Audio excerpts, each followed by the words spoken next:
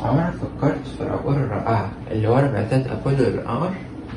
النهاردة هنحكي حكاية واحد من العلماء دول، فاروق الباز، العالم المصري الأمريكي اللي بشغله ومعرفته قدر يساعدنا في فهم جيولوجيا القمر.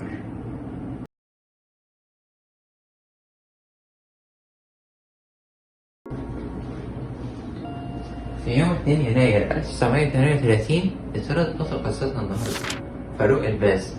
من وهو صغير كان عنده شغف للعلم والمعرفة، وما كانش يعرف يا عزيزي إن ورا شغفه ده، ثواني كده قرب لك سنة، ما كانش يعرف إن ورا شغفه ده هيطلع عالم كبير. بالنسبة للدراسات الجامعية فالباز قدر يدخل جامعة عين شمس في القاهرة وقدر يتخرج منها سنة 1958. والباز مبقاش لحد هنا، سافر أمريكا عشان يكمل تعليمه، وهناك قدر ياخد دكتوراه في الجيولوجيا من جامعة ميزوري للعلوم والتكنولوجيا أو ميزوري University of Science and Technology. بس في سؤال ممكن يجيلي دلوقتي، هو إزاي فاروق الباز ساعد ناسا وهو أساسا عالم جيولوجيا؟ هو سؤال حلو بس مش محل بصراحة.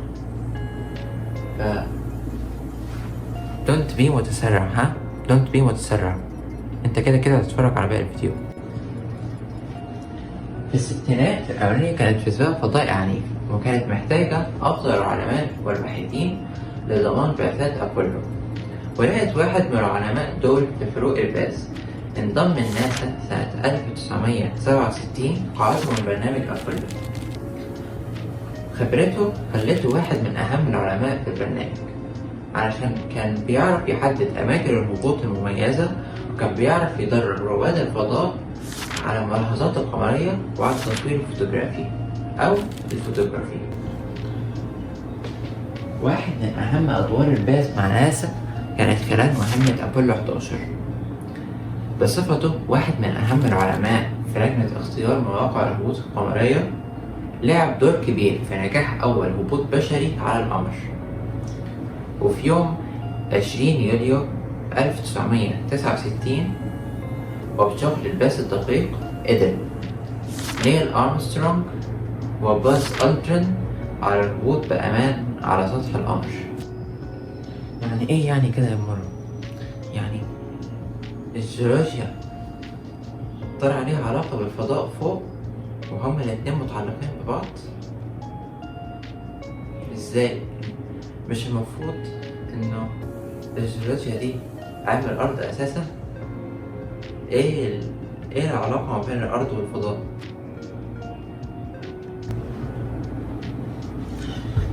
شكلك مذاكر ساينس حلو، انت على فكرة شكلك مذاكر ساينس حلو، بس اللي انت غالبا ما شفتهوش في كتاب الساينس انه الجيولوجيا هي علم الارض ماشي، لكن في ارض فوق في الفضاء. يعني مثلا في كوكب المريخ، كوكب المريخ ده يعتبر يعني كوكب صخري زي الارض عادي، في جيولوجيا برضه. مساهمات الباز ما وقفتش لحد هنا. بعد ما خلص مهمة أبولو 11 عمل مع ناسا بعض المهمات التانية واللي ساعدت في فهمنا لجيولوجيا القمر، وهو كان برضه رائد في مجال الاستشارة عن بعد. بس في سؤال ممكن يجيلي دلوقتي، هو ايه هو الاستشارة عن بعد ده؟ هذا ما سنعرفه بعد ما اطلع ادخل تاني. خليك مستني، خليك مستني.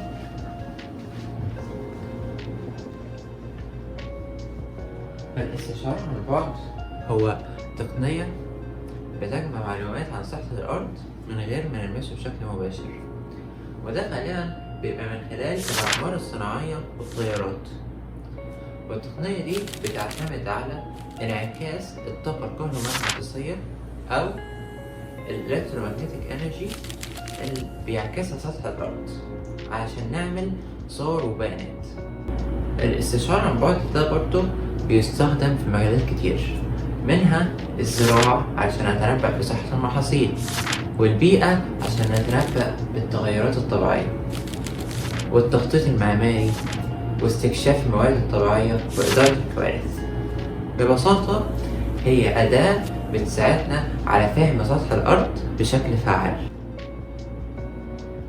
بعد ما خلص مسيرته مع ناسا، الباز ما وقفش مسيرته العلمية وبقى أستاذ ومدير لمركز الاستشعار عن بعد في جامعة بوسطن الأمريكية، وبالمناسبة على فكرة هو اللي أسسه. وفي المركز ده الباز قاد أبحاث كتير، والأبحاث دي ساعدت في اكتشاف المياه الجوفية في المناطق الصحراوية. شغل الباز المختلف المتقن مع ناسا وباقي الحالات اللي اشتغل معاها خلاه ياخد لقب مهم خالص، لقب سيد القمر أو King of the Moon. الباز ألف مرة ممكن معناه إن المعرفة زي الأسد لازم تتطرد. شغله كله بيجسد الفلسفة دي، وقصته لسه بتلهم عدد لا يحصى من العلماء والحالمين. رحلة الباز من مدينة صغيرة في مصر لأكبر بلاغات الفضاء الأمريكية رحلة ملهمة، مش بس ساعدتنا إن احنا نفهم القمر والأرض أكتر، لأ دي وضحت أهمية المثابرة والفضول في العالم. بس خلاص يعني احنا كده خلصنا. ما تنسوش تعملوا لايك وشير وسبسكرايب وتشوفوا الحلقات اللي جاية. كان معاكم مرة، نشوفكم مرة جاية بفيديو جديد. الصوت اللي انا سامعه انت سامعه برضه؟ ده صوت اسد صح؟ استنى هجري وراه ممكن يديني معرفة. جايلك يا اسد.